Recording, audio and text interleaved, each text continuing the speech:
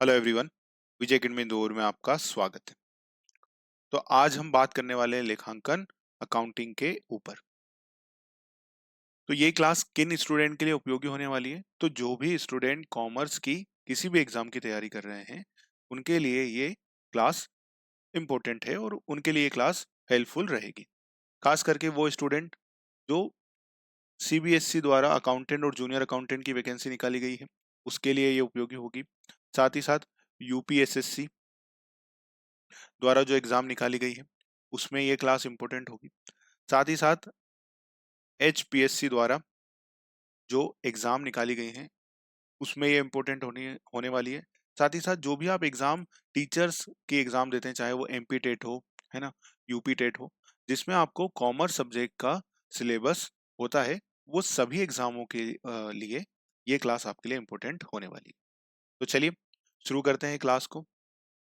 और इसी प्रकार की क्लास के लिए, मतलब ऐसी ही क्लासें आपको आगे भी मिलती रहें, इसके लिए आप चैनल को सब्सक्राइब कर लीजिएगा और बेल आइकन को प्रेस कर दीजिएगा, ताकि आपको भी ऐसी आने वाले टाइम में जो भी क्लासें मैं अपलोड करूं वो आप तक पहुंच जाए और आपको उसका नोटिफिकेशन आ जाए। तो देखिए, अब बात करते हैं हम लेखांकन या अकाउंटिंग के ऊपर कि लेखांकन और अकाउंटिंग क्या होता है, कैसे इसका विकास हुआ, क्यों जरूरी पड़ी लेखांकन करना या अकाउंटिंग करना क्यों जरूरी पड़ता है। तो सबसे पहले हम अकाउंट और लेखांकन पढ़े कि लेखांकन क्या होता है, अकाउंटिंग क्या होता है, इस पर जाएं। इससे पहले हम ये समझते हैं कि अकाउंटिंग की जरूरत ही क्यों पड़ी, मतलब लेखांकन करना ही क्यों पड़ा। तो इसके लिए हम एक एग्जांपल लेते हैं कि अब सपोज करो एक पर्सन है, ये एक पर्सन है। अब ये पर्सन है जिनका नाम है मिस्टर ए। अब मिस्टर ए क्या है, मिस्टर ए अपनी एक व्यापारी है, इनकी एक ये छोटी सी शॉप है, ये शॉप चलाते हैं, ये अपनी शॉप है ना। इस शॉप में ये अपनी दुकान चलाते हैं, ये दुकान है इनकी, और ये दुकान बढ़िया से चलाते हैं। क्या करते हैं, मार्केट में जाते हैं, सामान खरीद के लाते हैं, अगर किराने का सामान खरीद के ले आते हैं और यहाँ पर उसे फुटकर में बेचते हैं और क्या करते हैं, उससे प्रॉफिट कमाते हैं। तो नॉर्मली जब इस छोटे स्तर पर ये व्यापारी काम करते हैं, जिसमें क्या करते हैं, वो 5-10 हजार 20 हजार 50 हजार का सामान खरीद के लाते हैं, उसे बेचते रहते हैं, फिर वापस से थोड़ा सा सामान खरीद के लाए और फिर बेचने लगे। इसमें इनका काम चलता रहता है। तो क्या ये जो छोटे व्यापारी हैं या ये जो छोटे व्यक्ति हैं, जो निम्न स्तर पर काम करते हैं, एकदम छोटे स्तर पर काम करते हैं, तो क्या इन ये कभी आपने देखा है कि कोई एक छोटा दुकानदार अपने घर अपनी अकाउंटिंग करता है? नहीं करते। उनके पास ज्यादा से ज्यादा होती है तो एक छोटी सी उनकी कॉपी होती है, जिसको हम बही खाता कहते हैं, है ना। उनकी एक छोटी सी कॉपी होती है, रफ सी। उसमें क्या करते हैं, ये दो तरह के हिसाब लिखते हैं कि एक तो कौन सा सामान इनको खरीद के लाना है वो लिखते जाते हैं कि ये सामान खरीद के लाना है इनको, और एक इनके पास कॉपी होती है जिसमें लिखते हैं ये उधार, कि किस किस व्यक्ति को कितना सामान उधार दिया है, वो उधार लिखते जाते हैं। बस इनकी इतनी ही अकाउंटिंग होती है या इतना ही ये लेखा रखते हैं। तो अब इसमें जो दिक्कत थी, मतलब ये छोटे व्यापारी जो दुकान में इस तरह की अकाउंटिंग रखते हैं, इसकी दिक्कत क्या थी?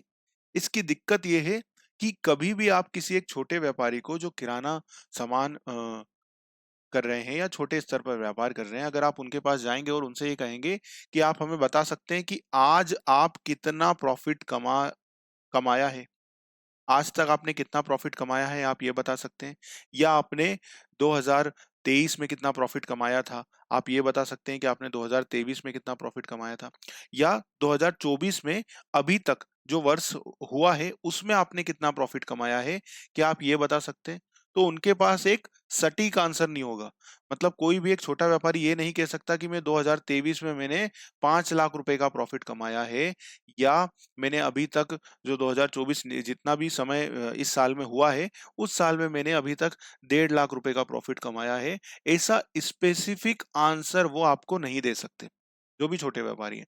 अगर आप खुद व्यापार करते हैं, मतलब आपके घर में कोई है जो दुकान चलाते हैं छोटे स्तर पर, जो कोई अकाउंटिंग नहीं रखते, अगर आप उनसे ये सवाल करेंगे कि आप बता दीजिए कि 2023 में आपने कितना प्रॉफिट कमाया था, तो वो नहीं बता सकते। या 2024 में अभी तक आपने कितना प्रॉफिट कमाया है, तो उनके पास एक सटीक आंसर नहीं होगा कि इतने रुपए का प्रॉफिट हमने कमाया है। क्यों? क्योंकि उन्होंने कभी अकाउंटिंग करी नहीं।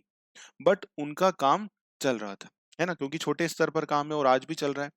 बट जब यही काम एक बड़े स्तर पर करना हो, जब यही काम एक बड़े स्तर पर करना हो और एक व्यापारी को ये जानना हो कि मेरे क्या इस व्यापार से प्रॉफिट कमा पा रहा हूँ या नहीं कमा पा रहा हूँ, या उसका एक बड़े स्तर पर काम हो, जैसे अगर हम बात करें आज जियो इंडस्ट्री की, या हम इतने बड़े स्तर पर भी ना जा करके एक छोटे स्तर पर भी जाएं, जहां पर 10-20 लोग काम करते हैं उस व्यक्ति के अंदर, और वो व्यक्ति एक छोटा सा व्यापार अपना चला रहा है जिसमें 20 से 50 व्यक्ति काम करते हैं, और उस व्यक्ति को ये जानना है कि मैं ये जो व्यापार कर रहा हूँ, इस व्यापार को करने से मुझे प्रॉफिट हो भी रहा है या नहीं हो रहा है। मतलब जो मैं काम कर रहा हूँ, इससे मुझे प्रॉफिट हो रहा है या लॉस हो रहा है। क्यों ऐसा जानना ज़रूरी है?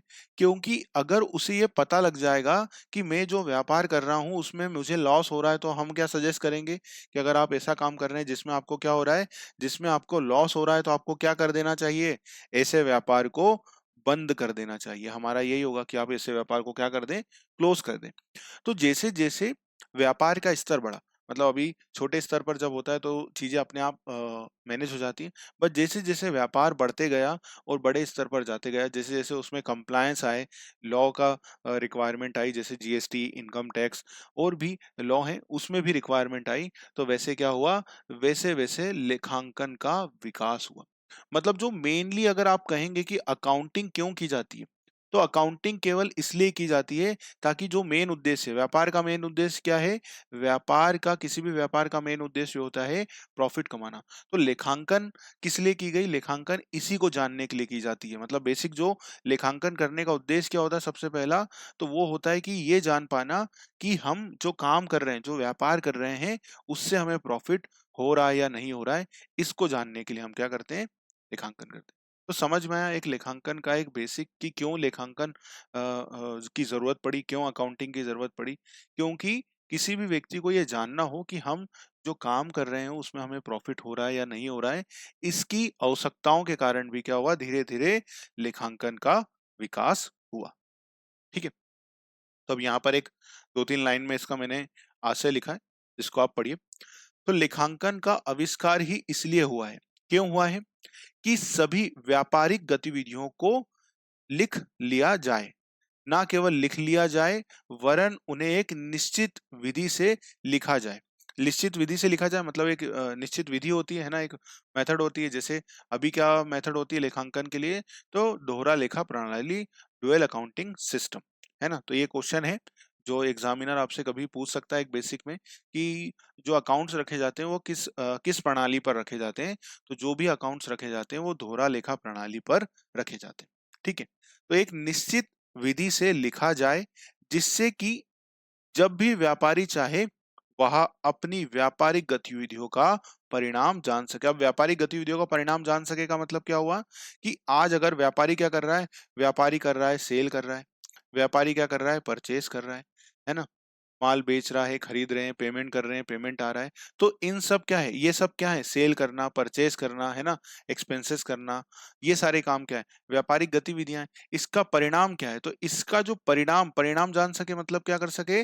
परिणाम जान सके मतलब प्रॉफ़िट ज्ञात कर सके कि इस व्यापार से उसे प्रॉफ़िट हो रहा है या लॉस हो रहा है, ये जानने को ही हम क्या बोलेंगे? परिणाम जान सके।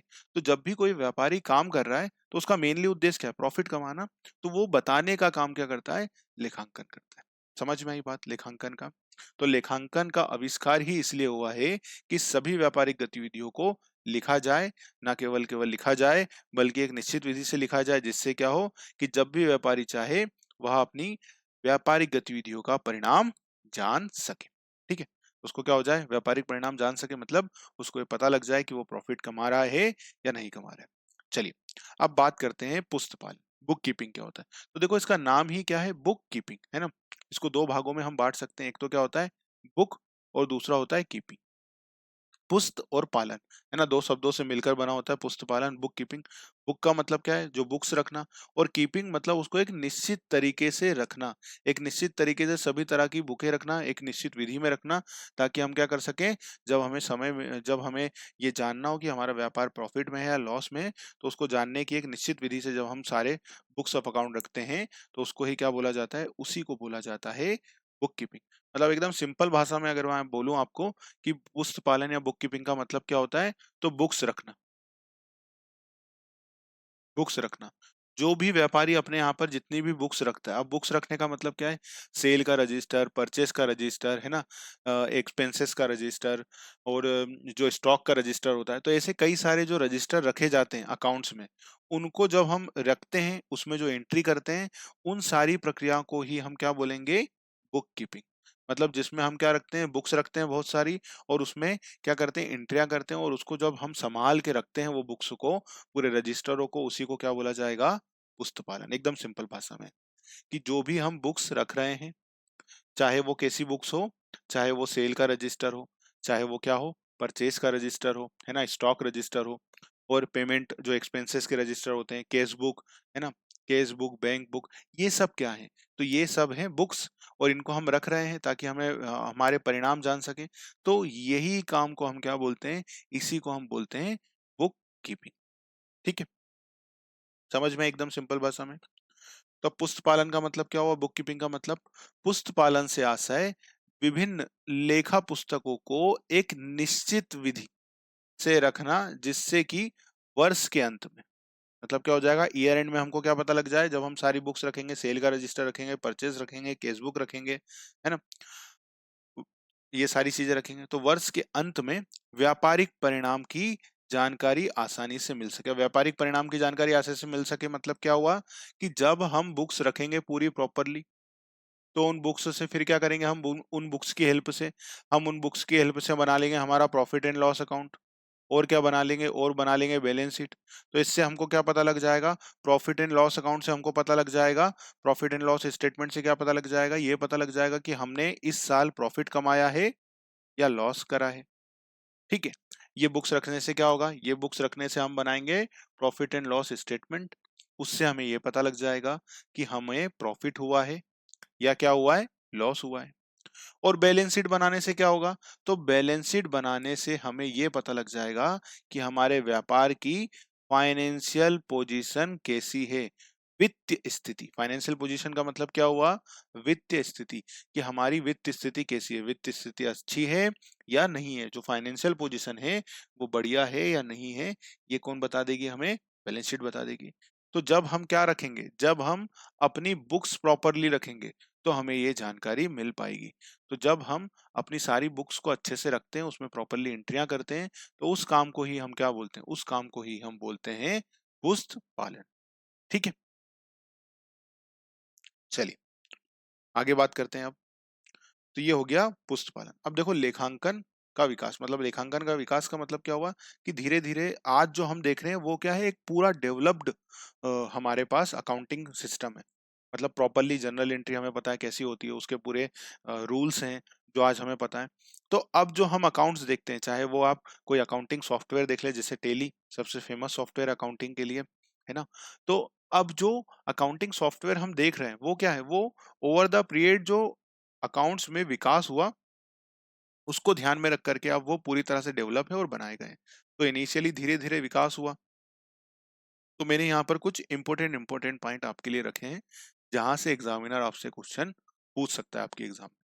ठीक है, तो पहला क्या है, पहला है वर्तमान में संपूर्ण विश्व में दोहरा लेखा प्रणाली को अपनाया गया है, जो एक अंग्रेजी प्रणाली है। दोहरा लेखा प्रणाली मतलब डुअल अकाउंटिंग सिस्टम। अब दोहरा लेखा प्रणाली, डुअल अकाउंटिंग सिस्टम क्या होता है, इसको हम आगे और डिटेल में पढ़ेंगे, बट अभी के लिए मैं आपको क्या बता देता हूं। तो दोहरा लेखा प्रणाली सिस्टम का मतलब ये होता है कि हर ट्रांजेक्शन का, हर व्यवहार का यहाँ पर क्या होते हैं, दो प्रभाव होते हैं। क्या होते हैं, दो प्रभाव होते हैं। अब दो प्रभाव होने का मतलब क्या होता है, दोहरा लेखा प्रणाली क्या बोलती है, कि जो भी आप ट्रांजैक्शन करेंगे उसके दो प्रभाव पड़ते हैं। कितने प्रभाव पड़ते हैं, दो प्रभाव। एक, और ये दोनों ही प्रभाव क्या होते हैं, ये दोनों ही प्रभाव इक्वल होते हैं, समान होते हैं।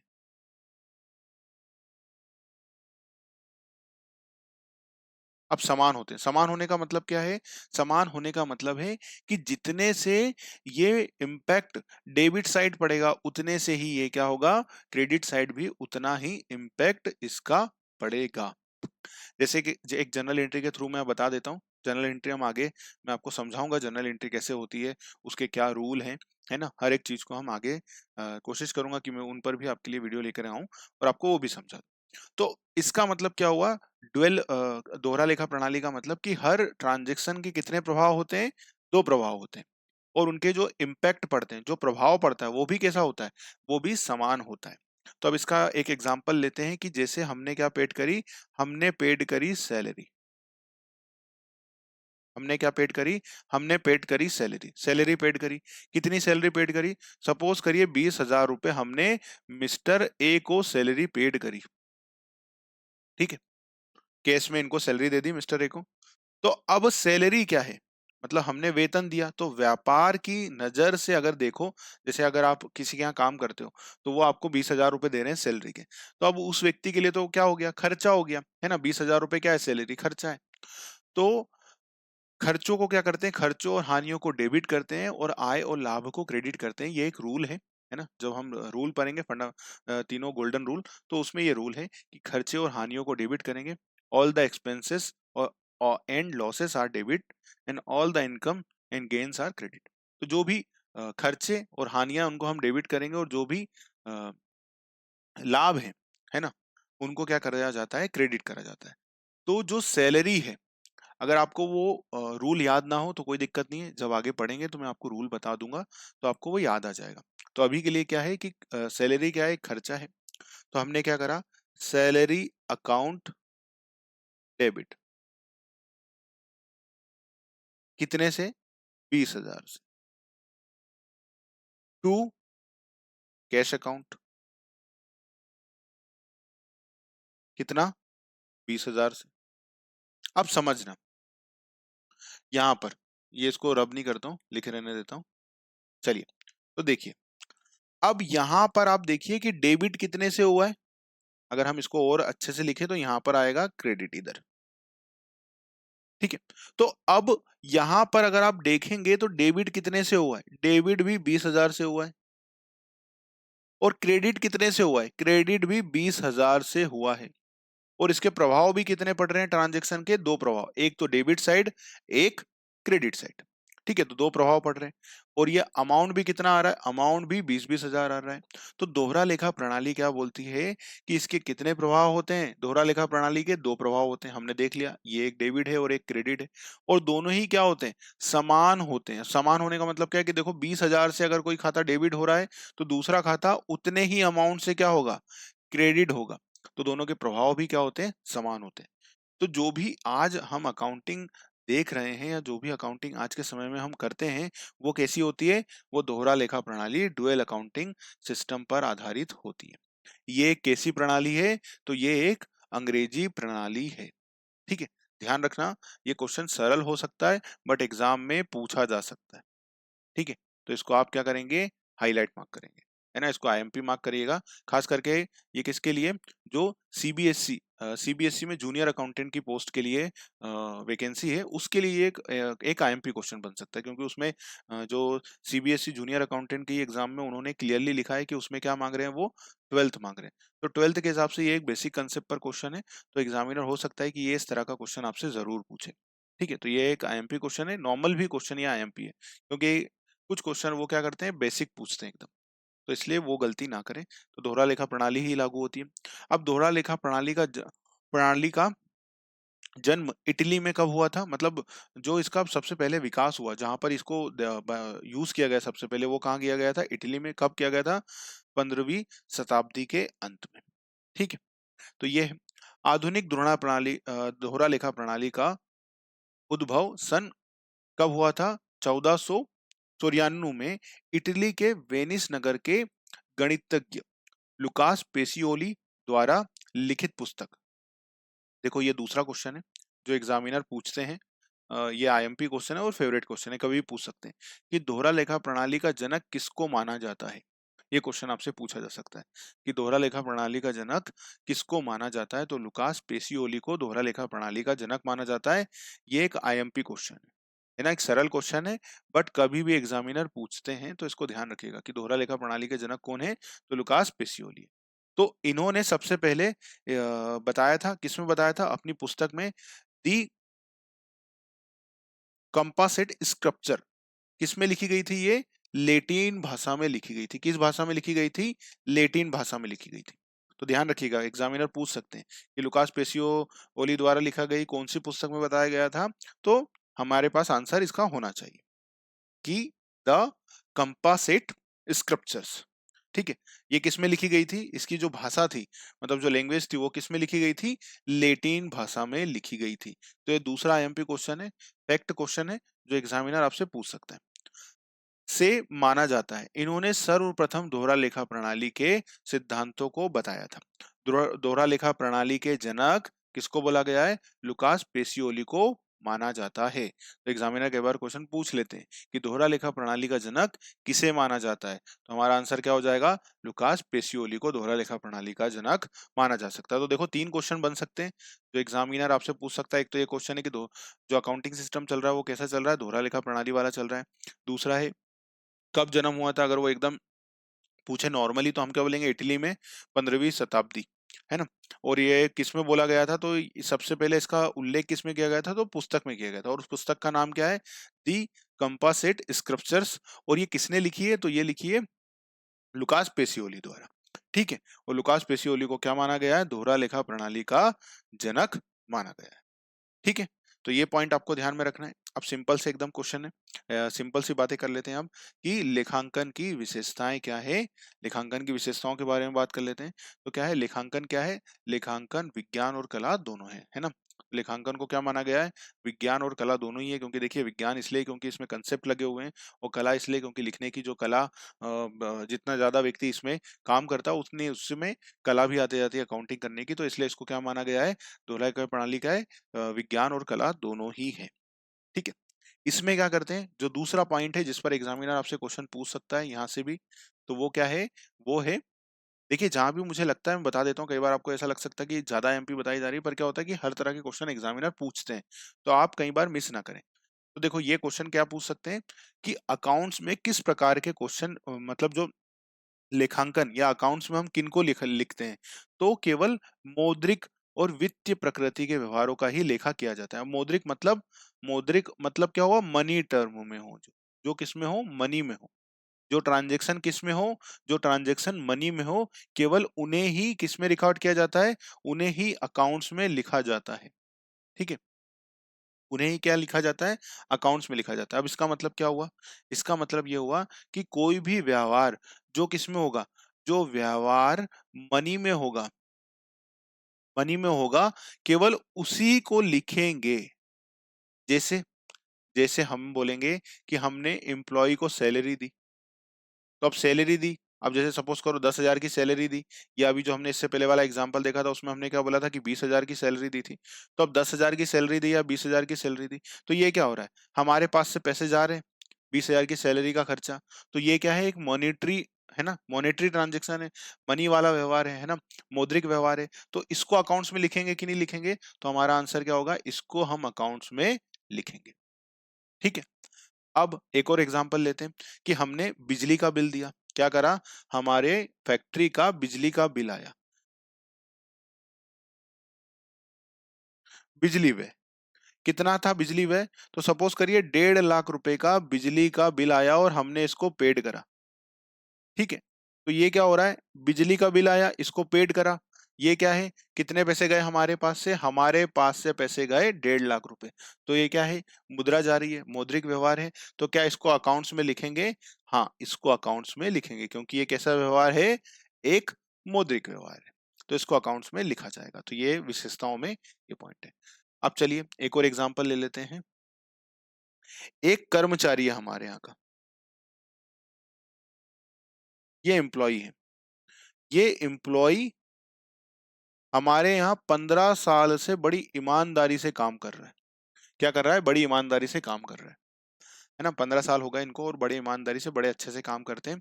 तो अब ये जो मालिक का नाम क्या है? Mister A. मिस्टर ए आए, मिस्टर ए इनके पास आए, और इनको शाबाशी दी, क्या आप बहुत अच्छे हो, हमें बहुत अच्छा लगा, आप इतने सालों से कंपनी में काम कर रहे हो और बहुत बढ़िया काम करते हो आप, हमें बहुत खुशी होती है, और आप 15 सालों से कंपनी से जुड़े हुए हो, कहीं भी नहीं गए, आप अच्छे से ईमानदारी से काम करते हो, जैसा पहले काम करते थे वैसा आज भी करते हो। और उन्होंने, मिस्टर ए ने बड़ी तारीफ की, किनकी बड़ी तारीफ करी, अपने इस एम्प्लॉय की जो 15 साल से अपने यहाँ पर काम कर रहा है, बहुत ईमानदारी से काम करी। और बाकी जो भी एम्प्लॉय है फैक्ट्री में, उन्होंने भी बड़ी इनकी तारीफ करी और इनका बड़ा सम्मान करते हैं, है ना, बड़ी तारीफ करते हैं और बाकी लोग भी इनका बड़ा सम्मान करते हैं। तो अब ये व्यवहार है, कैसा व्यवहार है यहाँ पर, यहाँ पर एम्प्लॉयर ने क्या करा, अपने कर्मचारी को शाबाशी दी। तो क्या शाबाशी देने में, या जो बाकी एम्प्लॉय हैं ये भी इनसे व्यवहार कर रहे हैं, बट यहाँ पर क्या हो रहा है, यहाँ पर शाबाशी दी जा रही, क्या कोई पैसे दिए एम्प्लॉयर ने, मतलब मालिक ने अपने इस एम्प्लॉय को कुछ भी पैसे नहीं दिए। तो क्या ये जो ट्रांजेक्शन है, ये जो ट्रांजेक्शन है, या किसी कर्मचारी की ईमानदारी, कंपनी में बहुत अच्छे से ईमानदारी से काम करता है, क्या उसको हम अकाउंट्स में रिकॉर्ड करेंगे, तो हमारा आंसर क्या हो जाएगा, नो। क्यों, क्योंकि यहाँ पर कोई भी मनी का काम नहीं हुआ है, तो इसलिए इस व्यवहार को हम रिकॉर्ड नहीं करेंगे। अब उसी की बजाय क्या हो जाता, उसी की बजाय एक और काम हो जाता, है ना। ये वाला एग्जांपल समझ में आया, क्यों नहीं रिकॉर्ड करेंगे, क्योंकि शाबाशी दे रहे हैं, कोई पैसे तो दे नहीं रहे हैं, तो इसलिए हमने रिकॉर्ड नहीं करा। अब इसी की जगह एक काम हो जाता, एक काम क्या हो जाता, कि मालिक को लगा कि पिछले 15 सालों से ये व्यक्ति कंपनी में काम कर रहे हैं, बड़ी ईमानदारी से काम कर रहे हैं, बहुत अच्छे से काम करते हैं, तो उन्होंने खुश होकर के इनको क्या दे दिया, खुश होकर के इन्हें 50,000 रुपए क्या दे दिए, 50,000 रुपए इनाम दे दिए, 50,000 रुपए क्या दे दिए, इनाम के दे दिए, गिफ्ट दे दिया।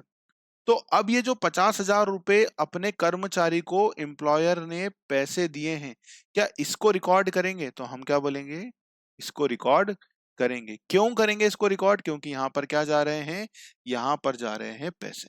तो एक सिंपल सी बात आप ध्यान रखिएगा कि जब भी अकाउंट्स में हम किन्हीं व्यवहारों को रिकॉर्ड करते हैं, उन्हीं व्यवहारों को रिकॉर्ड करते हैं जो पैसे में होते हैं। तो इस पर आगे चल के जब आप पढ़ते हैं कंसेप्ट, तो उसमें एक कंसेप्ट आता है, उसका नाम क्या होता है, मनी मेजरमेंट कंसेप्ट।